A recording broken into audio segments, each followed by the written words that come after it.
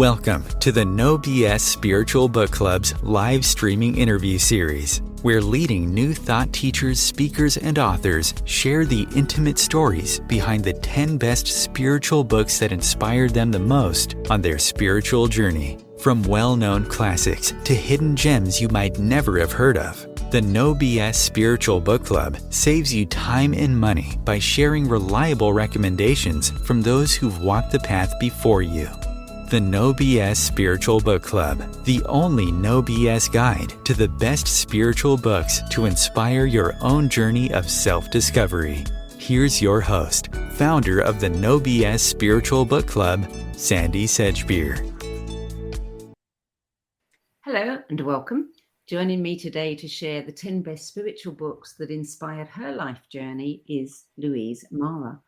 Louise has held senior leadership and governance roles within government, the private sector, philanthropy, and the NGO sector. She's been an advisor to the Prime Minister. I'm assuming, as Louise lives in New Zealand, that is the New Zealand Prime Minister. And she's led a collaborative government office and aided the setup of social innovation labs, both for government and for philanthropy. Louise has also studied collective and intergenerational trauma for many years, and she now runs her own company, Unity House. She's a founder of the Emerge Institute, a catalyst for the Centre for Social Impact. And for 12 years, she was the director of the New Zealand Leadership Programme. And if that's not enough, she's also the author and founder of Reroute, a social enterprise and book aimed at creating a new world from a connected place with the earth, across species, and with each other. Louise Marra, welcome.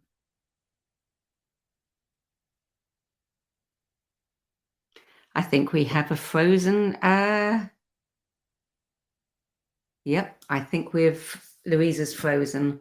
Louise is in Spain right now, so I think that her internet is maybe not as reliable as we would normally want it to be.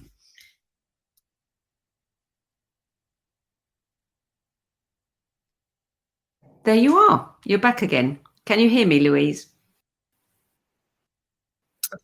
I'm back. I think we're having some internet issues. Are you able to come and go? Yeah, I can hear you now, Sandy. You can hear me now. Okay. All right. Well, I've just given the introduction, told our viewers all about you. Now let's talk a little bit about you, and certainly your relationship with books. I know that you think that it's a very cool thing that I asked you to do, to reduce your friends, deep prophets and transformers, as you call them, into a list of just 10. So how did you manage it? Yeah, it was a beautiful task. And certainly I found it slightly cruel because they're so precious to me. So to actually kind of rate them or in the top 10, it was quite a task for me. So, but a beautiful one. I so enjoyed the process of it. And yeah, even if you'd said 100, that might have been hard. Yeah. I really liked your description of your experience of your relationship with books. You said they've saved me, rewired me, stretched me, held me, blessed me, challenged me, each in their own precious way. Books open up universes, new rivers in my being, making me a more full and braided river. That's a beautiful description. Yeah, thank you. And it's so true, isn't it? Like, they really provided the nourishment, guidance, expansion that that I needed in my life. And I carried them with me, and many of them right through my life, which was kind of my criteria for choosing them. And I feel so grateful. I feel so grateful for the transmissions of people through books. Not all books are that, of course, but some are so powerful. Yeah, the one that do are very, very special. I also have to confess, I feel a kinship with your reader's self in so many ways, because you don't read one at a time, neither do I. You would travel on holiday in pre-Kindle days with a whole suitcase. So would I. And you even share my guilty secret, the blasphemous tossing of a book across the room because it disappointed you. That's a terrible thing to do for a book, so we only reserve it for the terrible books. Yeah, I think there was also a moment of extreme frustration with myself of trying to live into these spiritual books and not being able to, and then the kind of judgment that can come. And I was just like, I'm sick of all of this. Yes, yeah. It was one such moment that led to the creation of the No BS Spiritual Book Club. But let's move on to talk about your books. Your first book on your list is by the winner of the Pulitzer Prize and the National Book Award, Mary Oliver. And the book is The Leaf and the Cloud, a poem, published in 2001. A poem, we don't often get poems. So tell us, what was it about this particular book that really grabbed you? Yeah, I'm sure you know Mary Oliver, Sandy. I know of her. I confess I haven't read her work. Wow, such a treat awaits you. She is such a gift to the world. She passed, I think, 2 years ago, but she has the most incredible ability to kind of help you open yourself to your interbeing self, to kind of the assemblage of you, the way we interact with the natural world, and just to re-find beauty in the most simple things. And Leaf and Cloud is one continuous poem about her life. And it's a blessing, really. She gives you such a blessing as she walks you through her life to help you inhabit more of yourself walking through your own life. It's a masterpiece. And she's written so many poetry books, but this is kind of one continuous poem that you can sort of get immersed into her world, the natural world, and yourself as the natural world. So yeah, she's an extraordinary writer. Do you remember when and how that book came into your life? I remember I was 40 because it inspired me to write my own book around I'm a woman of 40. She starts hers off, I'm a woman of 60, and kind of then lets you into herself. And I wrote my own book around, and I think I was really in intense work on the external world, and I really wanted to really understand my internal world better. So that book really met me, got me back into writing poetry and to seeing my own story as a poem, my own self as a poem. So how did that change your view of yourself? How did that? I think when you start to work with poetry, view yourself as a poem, many more things can be included. It's not as sharp as the way we often live. You can bring more of yourself into a poem and look at it without sort of judgment or criticality. It's not a critical analysis. It's not a left brain thing. Interesting. I don't think I've ever tried that. But as you say, it's certainly a book to look out for.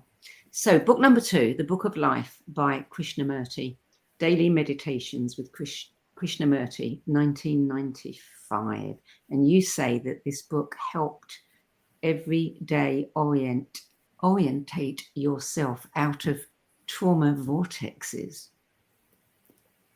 Yeah, so while Mary Oliver helps you inhabit yourself, Krishnamurti is more like a slap in the face.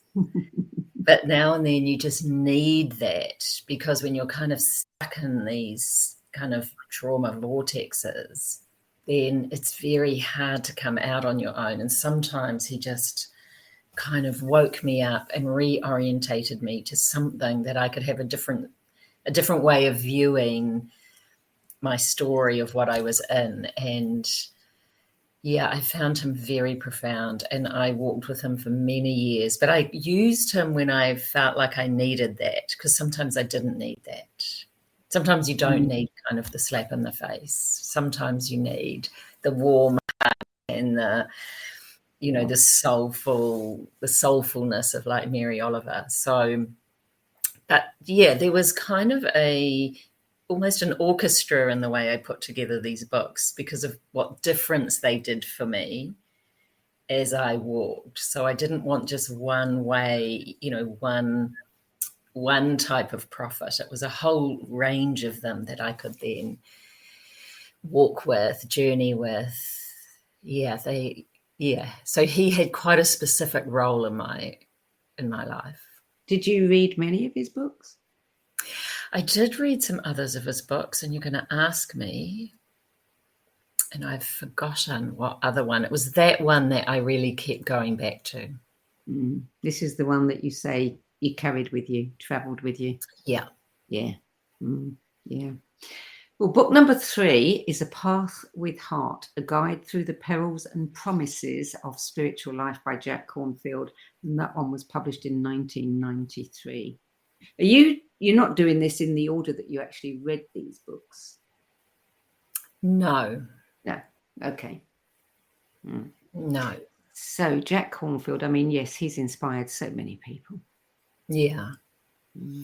And he really does such a good job of including the mind and the heart. He really helps you make sense, which was important to me, and to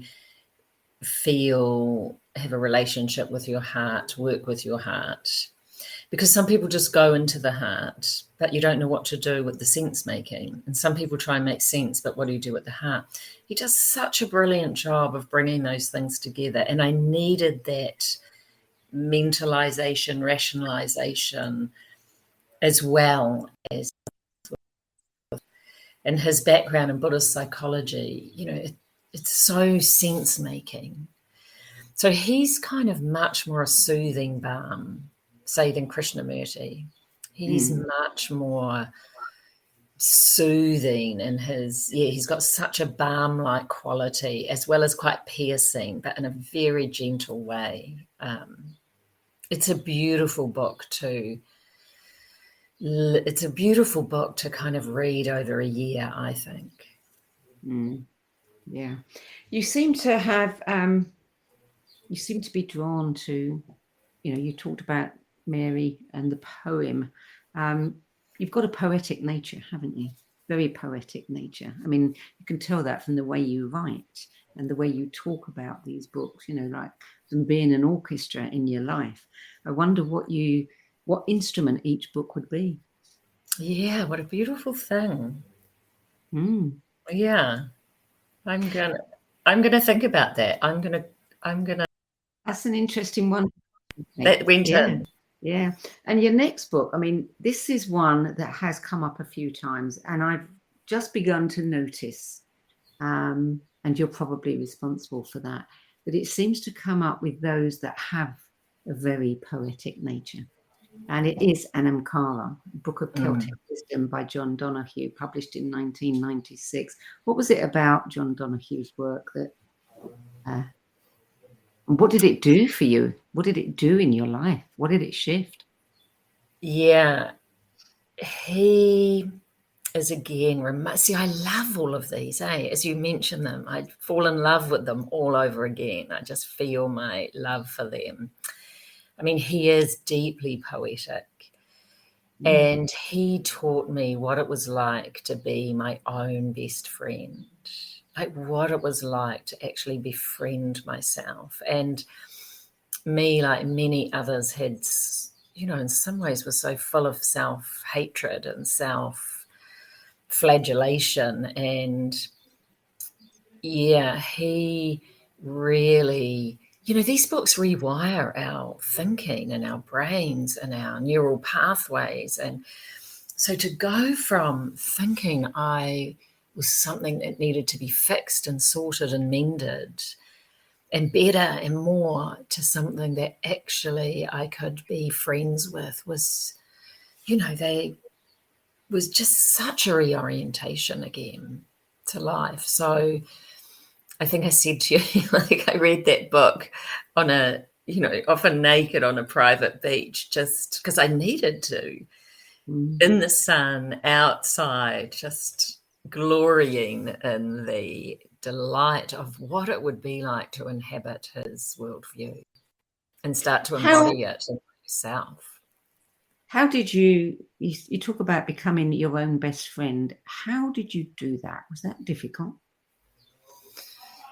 Yeah, and I'm still doing it. That sowed the seed and opened something, but I'm still doing that. And I love it. Like, it's a generosity to myself. It's a curiosity. It's a the grace I can hold myself with.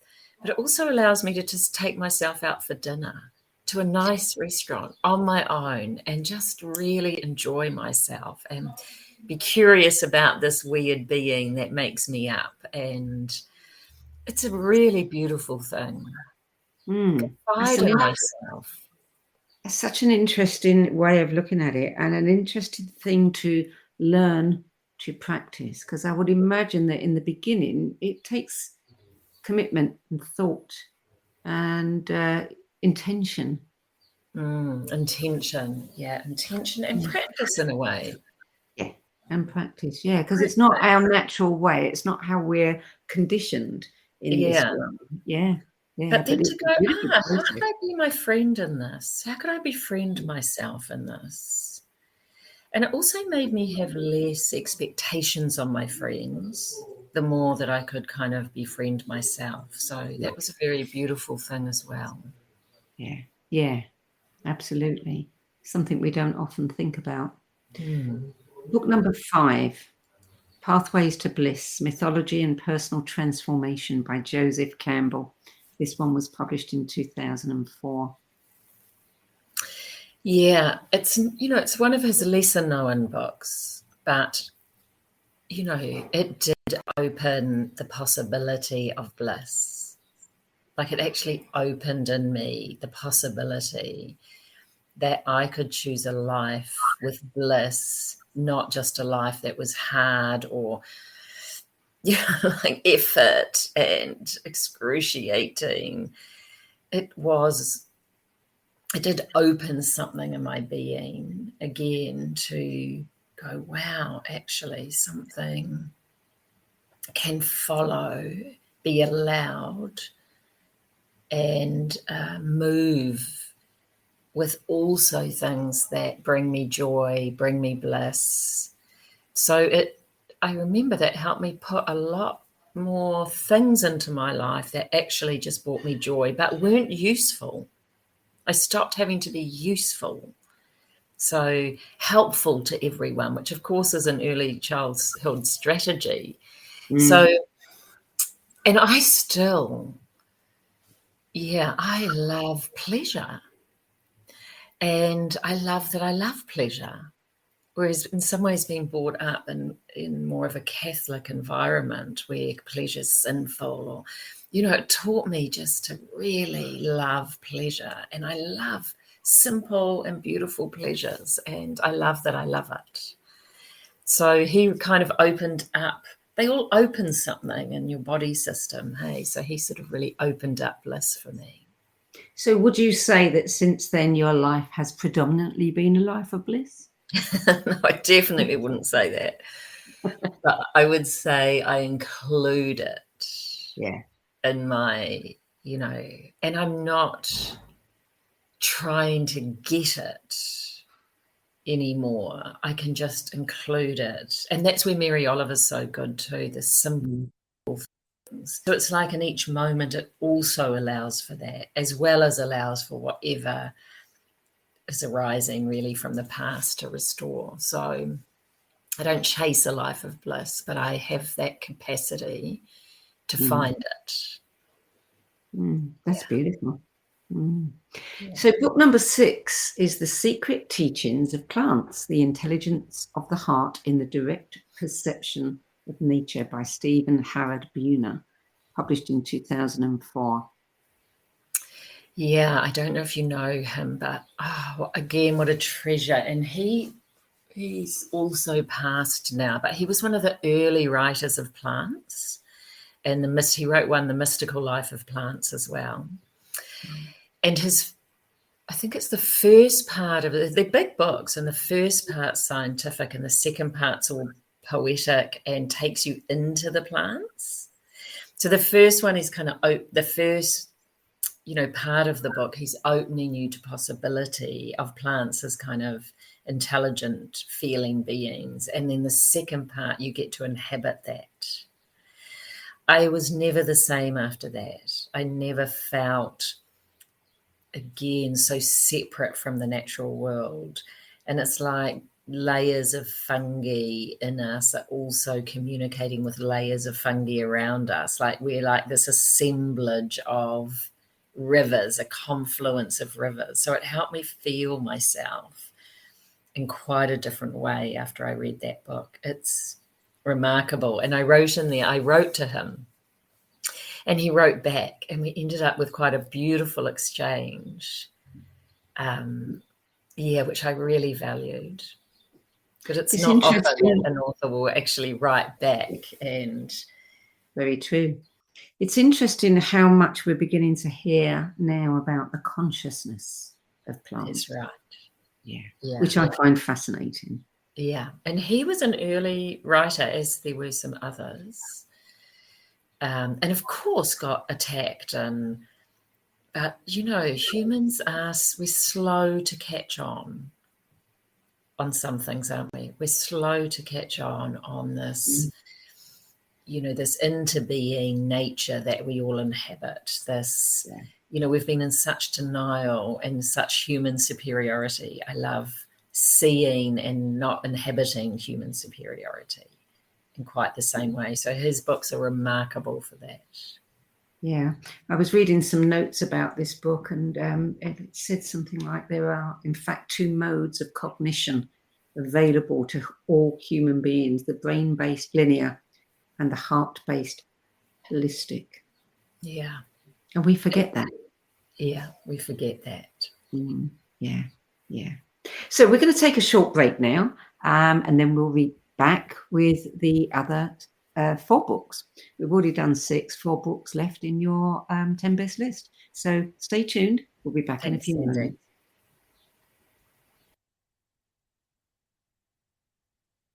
OMTimes TV. Maya Angelou once said that there is no greater agony than bearing an untold story inside you.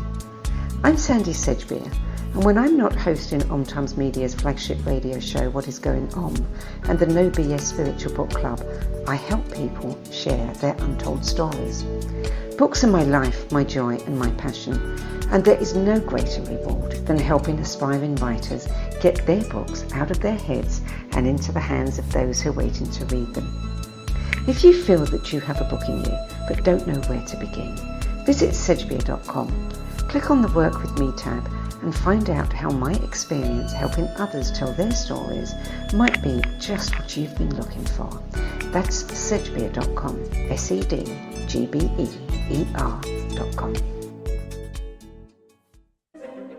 Imagine becoming a super influencer. Reinvent yourself, invest in your brand, and then manifest your success with a robust spheric approach. OMTimes Media and Broadcasting offers a unique and multifaceted way to become the spiritual and conscious influencer you deserve to be by putting your message across our powerful platform with its proven record of integrity and excellence.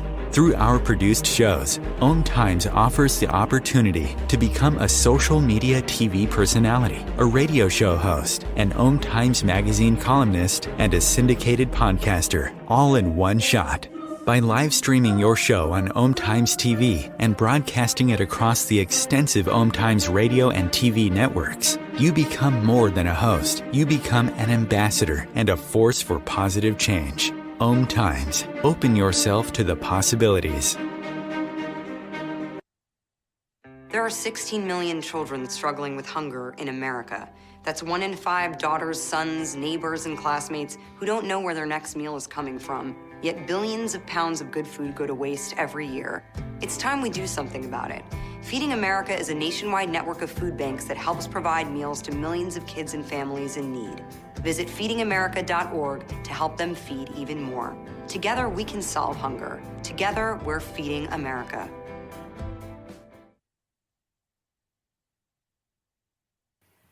Welcome back. Louise Marra, book number 7 on your list is Man and His Symbols, a popular presentation of the essential ideas of Jungian psychology. Carl Jung, of course. Yeah, I mean, I would love that it was called Woman or Humans, but that's the name of the book.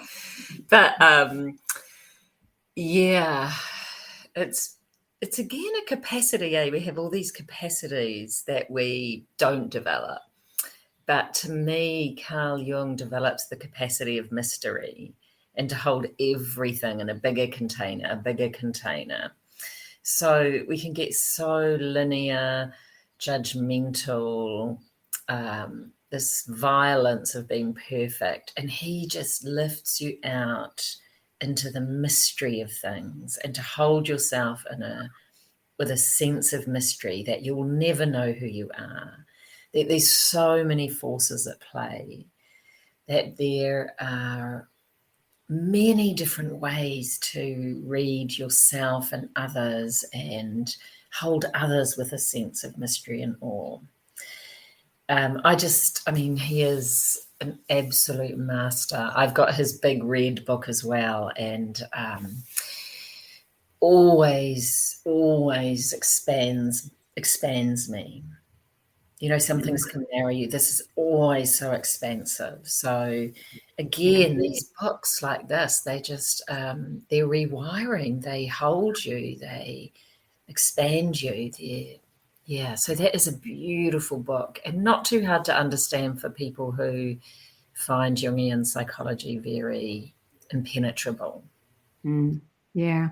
You said that it always took you out of judgment and despair. Yeah. Yeah, because that's a very kind of like, it's a river. There's rivers of trauma we've all been born into, a collective, intergenerational, religious trauma that just help us, that just mean we see ourselves in such a narrow, judgmental, self-violent way. And all of these books, but this book as well, just bring you back out and help you see that river, include it, but not buy into it. That's that river. Transpersonal psychology has done a lot for psychology, I think, to help not make everything so concrete. This is the problem with you. You need to do. It's totally different. It doesn't psychopathologize at all. Well, talking of big red books, our next book is called Rumi, the Big Red Book, obviously translated by Coleman Barks, and this one was published in 2010. And you said every morning reading a Rumi poem filled your bones with the timeless, the eternal love that is the growth serum of life. Beautifully phrased. Yeah, and it so does, hey, like Rumi is just a blessing. Reading Rumi's receiving a timeless blessing. And I still start my day reading a poem every day. You do? Yeah, often from the Red Book, Mary, David Boyd. I have a whole range of poets, and I love starting my day that way. And some of them have such a transmission of a blessing. And his is that, the joy, the lightness, this delight, deliciousness of life. It's a beautiful way to start the day rather than starting on your cell phone, looking at what you have to do. So it's a thing that stayed with me for most of my life, just to read a poem in the morning. Sounds like a very good idea. Really sets your energy for the day, doesn't it? Yeah. So book number 9, Tao Te Ching by Lao Tzu, published in 1972. Another book that you say has been a pillar for you. Yeah, someone randomly gave that to me. I hadn't known it.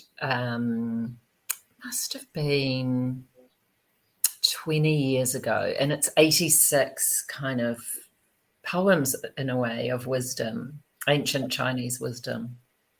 And yeah, they just, again, are like a transmission of sacred text into your being that opens something. It's like things that hold a sacredness, they kind of go inside you and bring fresh air and open your cells, and I can breathe, and it's quite challenging too, the Tao Te Ching, actually. Some things you just can't quite get yet. So then I just ruminate with them until one day I go, I get that poem. I get that poem. And they're often short, and it's used a lot, hey, the Tao Te Ching, but it's a beautiful thing to just read yourself, have by your bed, read a little bit in the morning. These things, again, they stretch us out of our more limited ways of seeing, being, holding ourselves, holding others. So, yeah, it's a beautiful book. You said that you were almost obsessed with this book, going through each poem slowly, digesting, walking with reading others' commentaries of, and then one day it just left you. Why do you think it just left you? Do you think you'd reached a stage where you didn't need it anymore? I think I definitely reached a stage where I needed to move on to other things. Because it's so timeless, it also stretches time, and I think I needed to be more immediate. But it had done its main magic. Each book that you read is an alchemy with you. It's not a consumption. I think we've got to get out of consuming books and find the alchemy of ourselves with a book. So then it's a relationship, and sometimes the relationship's like, that's finished now. Yeah. And it was just amazing that it was finished. So the alchemical reaction of me with that book, the alchemical process had finished. But I still pick it up now and then, but not journey with it in the same way. Do you find that the book is such an alchemical process? I think absolutely it is, but I don't, it's certainly not my way to spend, a long time with a particular book. The magic happens and I'm on to the next one. And because I have to read so many books, whether I've trained myself to do that or whether that's just, my way. But no, I don't spend a lot of time with them. But I do love a book where I know I can feel the alchemy occurring.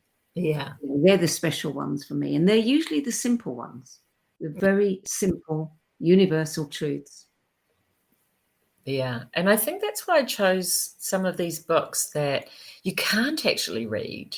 You have to travel with, like the big red book or they aren't something you can actually read because I can't digest it. Yeah. You almost have to absorb.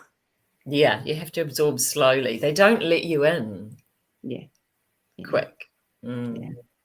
Well, book number 10 on your list, I was pleased to see, because this is not just a book. As far as I'm concerned, it is an incredible piece of the pie that we've been given, like astrology and numerology and human design, which helps us understand who we are and how to live our lives to the full potential. And this is the Gene Keys, Embracing Your Higher Purpose, not Higher Purchase, Higher Purpose by Richard Rudd, which was published in 2011. And again, you say this is more of a journey than a book. It is. Yeah. These are journeys. I mean, isn't it a remarkable book? Yeah. And not really a book. A book doesn't really even describe what it is, but the it's very poetic as well, but I love that within the shadow, within the wound, is the restoration, is the higher gift, is the potential of full blooming. You know, the way he's written it with the 3 layers in each. I mean, it's just remarkable. And again, totally expansive, so that you get to inhabit a much fuller version of yourself and of the universe we live in. Deeply profound. How did you feel about what it revealed about you, about your wound, about your purpose? I love things that shed light on the wounds, because then I can enter into them with light and with something, with resources. So again, going into these without judgment, but with potential in the wound. Hey, what a beautiful orientation. And then it's a bit of a map of how to work with them and what the higher purpose of those are. So anything that opens those up to be set free, in a way, these wounds can be set free. Anything that does that, I find exhilarating, because then I'm not stuck in the patterns that they cause. I have freedom. So there's so many things that we need to set ourselves free from. So I find that a very free way of doing it. Well, that's your 10 best list. Now let's talk about you. Tell us a little bit about your lineage. Well, I live and was born in Aotearoa, New Zealand, and we would say whakapapa, which means my ancestral lines are both to Māori. I belong to the Ngāi Tūhoe tribe, and also to European lineages, Irish, English, French, Italian. So I think of myself, that's why I said, as a braided river where all these lineages come together. I actually work quite a lot in decolonization, so I'm both colonized and the colonizer. So it's been a deep process for me to bring these rivers together in my being with some harmony and work in this field. So yeah, those are my lineages. Your passion, you say, is to help build the next era of conscious leaders, innovators, activists, and organizations robust enough to enable radical innovation for an emergent and evolutionary approach to personal, social, and environmental change. That is quite a mission. It's quite a mission. Yes, you've accepted there. Yeah. But it's in some ways kind of simple in my being, and which is why I wrote my book Reroute, which is in some ways we're in a distortion, disconnection, creating our life or creating change. So we would, say we're in trauma patterns, separation, disconnection, or we're in the flow of life where we're connected to Earth, we are planet, and connected solutions are so different than disconnected solutions. And disconnected solutions need often to plan and fix and sort, whereas connected solutions actually are highly emergent. And people have this ability, and we've got to create our solutions from that connected place. So that's how I simplify it. In some ways, they're quite starkly different places. So how does this play into your Reroute course and your book? And trees. Yes. Trees, I know. Well, yeah, so I feel that it's all of our responsibility to get connected. And that's a radical act in today's world, to no longer accept that. It's just, to me, ridiculous that there's humans and then there's nature, so that they're totally separate things. That's not true on any level. So then for me, it's okay, we've all can sew ourselves back one stitch at a time into the flow of life and back into relationship with how the whole flow of life includes how the earth flows and how everything flows. Trees are really built to co-regulate with humans. They help give us a simple way to do that. So I wrote Reroot just I tried not to make it overwhelming, keep it simple, and it's got about 50 processes just to give a go to find your really interbeing self that can get into the flow. And I feel if every person, well, not everyone's going to do it, of course, but if we get it, it's to create a movement, this global human tree forest, then we'll have enough humans that are connected and connected across species, and our solutions will be quite different for our world. Are you familiar with Damanhur, the Italian community? One of the things that they do is they have a very special relationship with trees, and they have a program or a process where, and I'm not quite sure how to describe it, but people are connecting with and almost creating a relationship with a particular tree in their area. How do you, when you're doing your course, how do you take people through these processes? Yeah, that's amazing. I didn't know that, but I feel really excited when you tell me. So I must get that from you after to have a look. But because it's a profound thing to actually feel your connection. It's not a thinking thing. So the book in some ways helps you go and find a tree, and then step by step to form a relationship.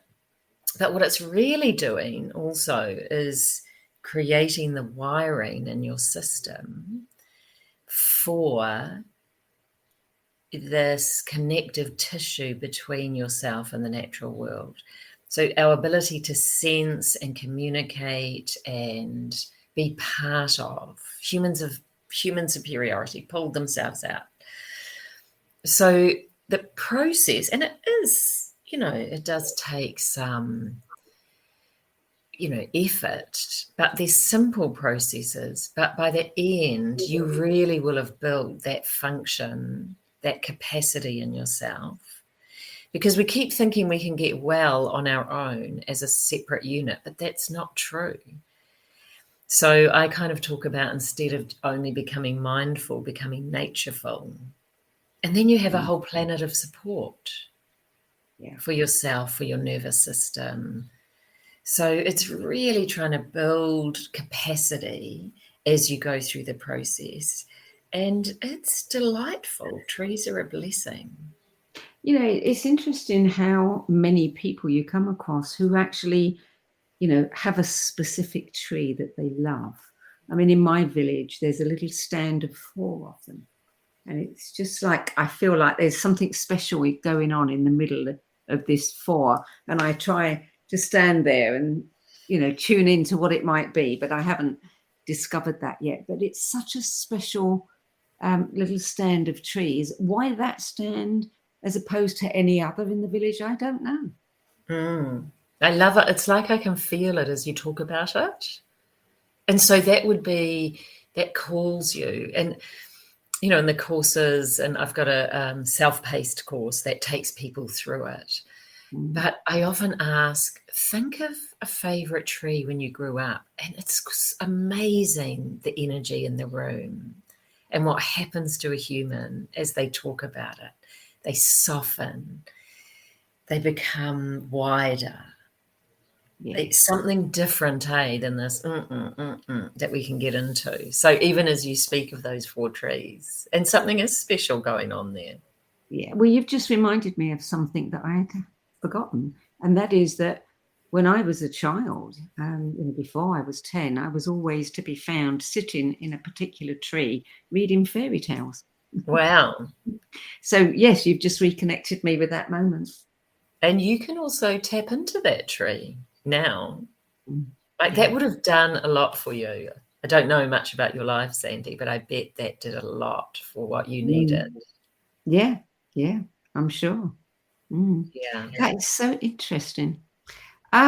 Tell me about your keywords. We usually ask our guests to give us some keywords, not just the usual, CV kind of, I'm an artist, I'm an author, I'm a whatever, but something a little bit quirky, that gives us some insight into the person behind the bio. And you've come up with the most interesting that I've seen so far. You call yourself an artist of the invisible. What does that mean to you? Yeah, ever since I was a young girl, brought up really remote in New Zealand, in our tribal land, I wanted to see. And I felt there was so much that could be seen that you couldn't see.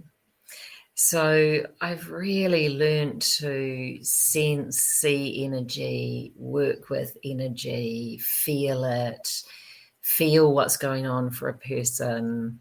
And, it's just, you can hold a person in a narrow place, or you can hold another person in a much bigger context, their ancestors, their connection to earth, so I love sensing the invisible and bringing all that intelligence into the room.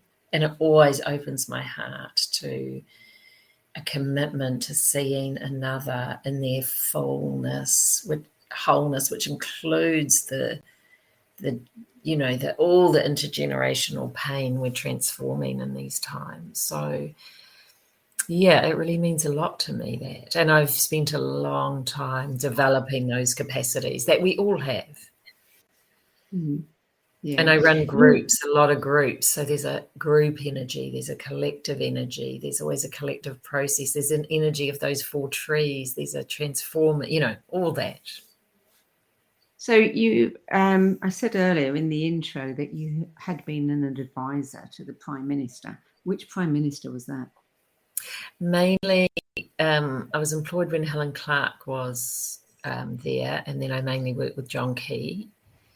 And how did what you just described to us, being an artist of the invisible, how did that integrate with that position? Very curiously, I think I was a very curious person to them. But there's a lot going on in those places, and I felt like, I was in the center of power. I could feel it, see it. You can feel when people are coherent or when they're in integrity. You can feel when people go out. You can feel, that's why these flows. So I didn't necessarily talk about it very much, Right. for obvious reasons, but I really, I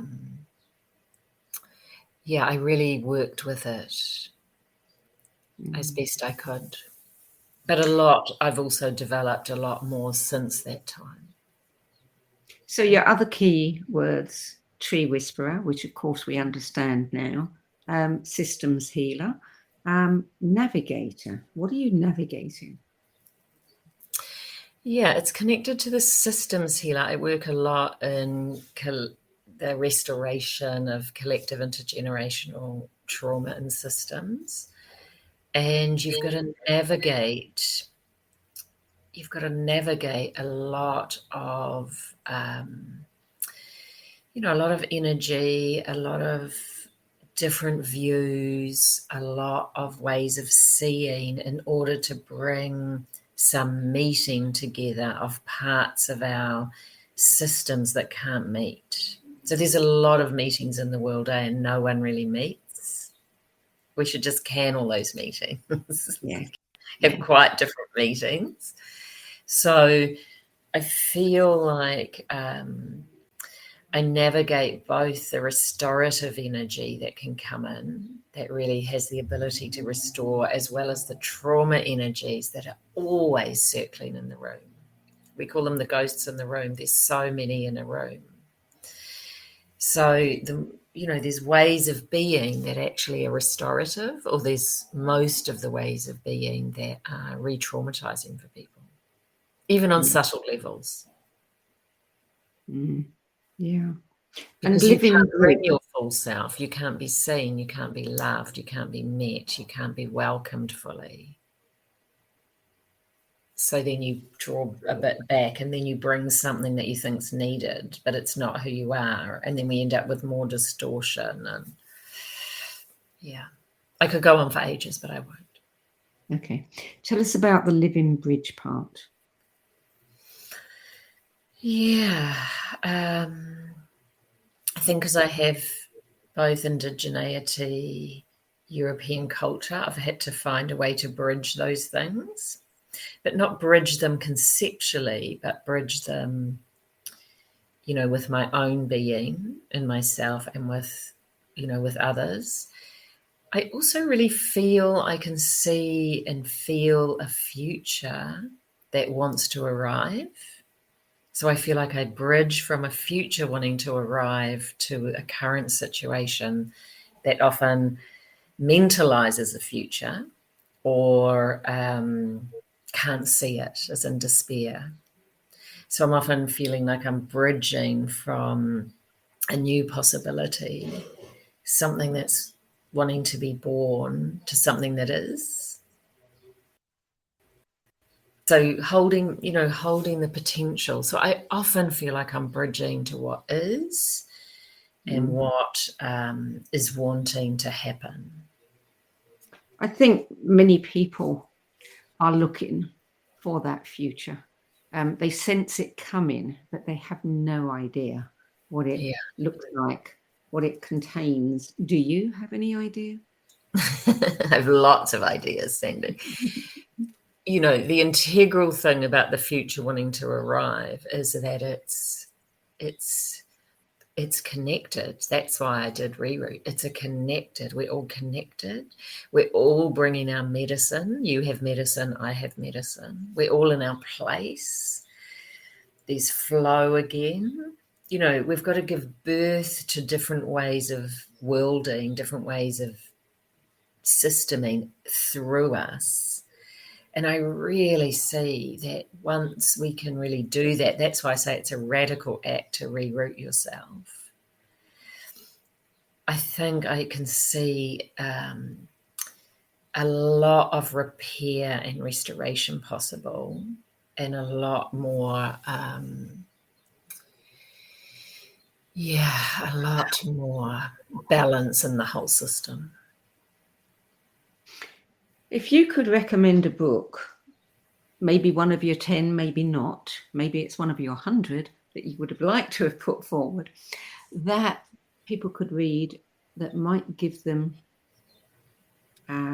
maybe shift their perceptions about where we're going and the potentials, and give them some hope. Can you think of a title? I mean, I love Charles Eisenstein, but I don't mean to be arrogant, but I just think that's what he tries to do. And it's practical, it's simple. So it's not conceptual. It helps you do it through you. I actually really liked the book Ways of Being by James Bridle. He goes into very scary. Do you know that book? No. He goes into quite scary territory for me of AI and other things, and he really paints other possibilities. I think it's a brilliant book, actually. It's quite new, maybe a year. And Charles Eisenstein's work, which of his books do you like? What's his? A more beautiful world is possible. Yeah.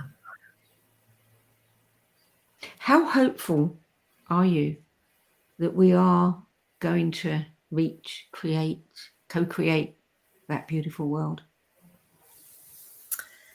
I feel hopeful, but it's not gonna, there's a lot of things that need to come apart. So I think there's a lot of this connective tissue to build. There's a lot that needs to come apart, but I feel hopeful that we can do that. You do. You carry a lot of hope. Yeah. Good. Louise Marra, thank you so much for adding your 10 best list to the No BS Spiritual Book Club's library of recommendations. It's been a treat, and thank you for stepping in at the last minute when somebody had to pull out.